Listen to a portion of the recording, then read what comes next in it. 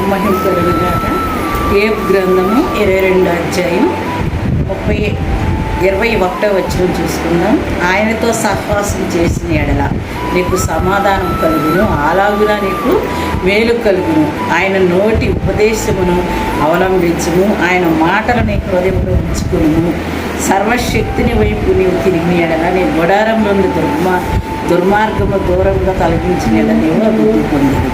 దేవునికి మహిమ కలుగుగాక. ప్రియమైన దేవుని బిడ్డలారా, దేవుని వాక్యం సెలవిస్తుందంటే ఆయనతో సహవాసం చేసిన ఎడల నీకు సమాధానం కలుగును అంటే ఎవరితో సహవాసం చేశాడంటే సర్వశక్తుడైన దేవునితోనే సహవాసం. ఆయనకి ఎన్ని ఇరుకులు ఇబ్బందులు వచ్చి ఎన్ని శ్రమలు వచ్చినా కూడా మరి దేవుని వైపు చూస్తూ దేవునితో సహవాసం కలిగినప్పుడు యోబు యొక్క జీవిత చరిత్ర చూసుకుంటే ఆయనకి మరి లాస్ట్ అధ్యాయంలో సమాధానం కలిగినట్టుగా మనం పోగొట్టుకున్న వాటికంటే కూడా అత్యధికమైన రెండంతల ఆశీర్వాదం పొందుకున్నట్టుగా దేవుని వాక్యంలో మనం చూస్తాం. కాబట్టి మనం కూడా ఆయనతో సహవాసం కలిగిన వారు ఉన్నప్పుడు మనకు కూడా సమాధానము అనుగ్రహిస్తాడు. అలాగే మనకేం కలుగుద్ది అంటే మేలు కలుగును. ఆయన నోటి ఉపదేశమును అవలంబించము. ఆయన నోటి ఉపదేశం అంటే దేవుని వాక్యానుసారంగా జీవించినప్పుడు మనకి మరి ఆయన మాటలను మనం హృదయంలో ఉంచుకున్నట్టు వల్ల మళ్ళా తర్వాత సర్వశక్తిని వైపు నువ్వు తిరిగిన ఎడల దేవునికి మహిమ కలుగునుగాక. ఎంత అద్భుతమైన మాట! ఆయన ఎవరంట? సర్వశక్తి గల దేవుడు, సమస్తము సాధ్యము చేయగల దేవుడు. మన అడుగు వాటికంటే ఊహించిన వాటికంటే కూడా అత్యధికమైన మేలు సమకూర్చే దేవుడు. ఆయన పేరేంటి? సర్వశక్తి గల దేవుడు అనమాట. ఇట్టి దేవుడు కలిగి ఉండట మనం ఎంతో ధన్యులమై ఉంటున్నాము.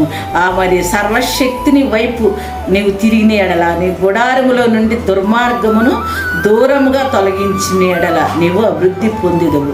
దుర్మార్గం అంటే లోకానుసారంగా కాదు, మనం తెలియక చేసిన తప్పులు, చిన్న చిన్న అబద్ధాలు, వాక్యం చదవకపోవటం, మనం ప్రార్థన చేయకపోవటం, దేవుని ధ్యానించకపోవటం, మరి ఆయన ఇచ్చిన ఆజ్ఞలను మనం అవలంబించకపోవటం, అది మన దేవుని దృష్టిలో మనకు అది పాపంగా ఉంటుంది. కాబట్టి ఆజ్ఞ అతిక్రమమే పాపము. మేలు చేయుట కూడా తెలిసి కూడా చేయకపోవటం కూడా అది కూడా పాపమేనమాట.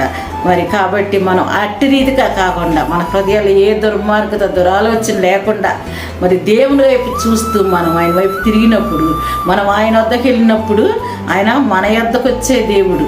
ఆయన వైపు మనం తిరిగినప్పుడు ఆయన మన వైపు తిరిగే దేవుడు. కాబట్టి మనందరం కూడా ఆయనతో సహవాసం కలిగిన వారై మరి నిజంగా ఎప్పుడు కూడా మన సర్వశక్తి దేవుని వైపు చూస్తూ కదా విశ్వాసం. హెబ్రీయుల పత్రిక 12:1 ఉంటుంది మంచి వాక్యం.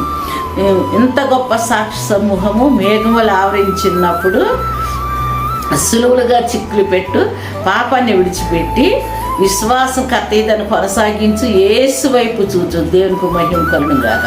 ఇక్కడ ఏ గ్రంథంలో కూడా సర్వశక్తిని వైపు నీవు తిరిగిన ఎడల మరి ఆయన వైపు మనం చూస్తూ ఆయన వైపు చూస్తున్నప్పుడు మనకేంటి ఎంతో మేలని దేవుని వాక్యం సెలవిస్తుంది. కాబట్టి మరి మనకు సమాధానం కలుగుద్దంట, మేలు కలుగుద్దంట. ఎంతో ధన్యులు, ఇటు యోగ్యత, ఇటు భాగ్యం, ఇటు ధన్యత ఏ లోకంలో ఉన్న ప్రతి ప్రజలకు కూడా లేదండి. మరి విశేషంగా ఆయన ఆశించిన బిడ్డలను మనకు దేవుడిచ్చిన యోగ్యత. కాబట్టి మనం ఎంతో మరి మేలు పొందుకునే జనాంగంలో దేవుని బిడ్డలుగా, దేవుని ప్రజలుగా, ఆయన రాజ్య వారసులుగా ఉంటాడికి దేవుడు మనకి ఆయన ఉచితమైన కృప ద్వారా నిన్ను నన్ను ఎన్నుకున్న దేవుడు. కాబట్టి మనం ఎల్లవేళ కూడా దేవుని వైపు చూస్తూ మనం దేవునితో సహవాసం కలిగిన వారే ఆయనకు ఇష్టమైన కార్యాలన్నీ కూడా మన హృదయాన్ని తీసివేసి ఆయన వెంబడిస్తూ జీవించినప్పుడు సమస్త మేలుకు మించిన సమాధానము మేలే కాదండి, తర్వాత సమాధానం అని ఇక్కడ దేవుని వాక్యంలో సెలవిస్తుంది. కాబట్టి అదే రీతిగా మళ్ళీ మనం అంటే అభివృద్ధిగా పొందుతామంట. ఎన్ని చూడండి, దేవుడు ఒక్క సర్వశక్తి గల దేవుడు మనం ఆశ్రయిస్తే ఎన్ని అద్భుతమైన మేలు దేవుడు ఇస్తున్నాడు.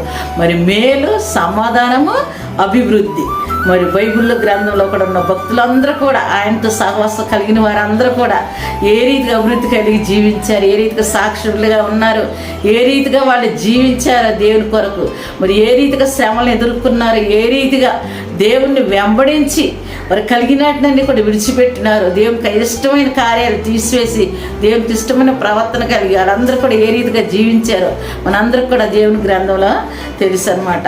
దానియేలు, షడ్రకు, మెషకు, అబేద్నెగో, పేతురు, మరి ఆయన ప్రధాన శిష్యుడు అయిన పేతురు, మరి శిష్యులైన ప్రతి ఒక్క భక్తులు అనేక మంది మరి ఆయన మాట విని మోషే గొప్ప ఇశ్రాయేలు నాయకుడు అయి ఉన్నాడు. కాబట్టి మనం కూడా దేవుని వైపు చూస్తూ దేవునితో సహవాసం కలిగిన వారమే మనం ఎప్పుడు కూడా ఆయన వెంబడించే బిడ్డలుగా ఆయనకు ఇష్టమైన కార్యాలు విసర్జించిన వారుగా మనం ఉండి మరి ఆయన కొరకు జీవించులాగా ఈ చిన్న మాటలు దేవుడు తన వినికిడిలో జీవించి మన జీవితాల్లో ఫలింపచేసి అభివృద్ధి కలిగి ఆయన సాక్షుల్లో జీవించులాగా దేవుడికి మహిమ కలుగును గాక.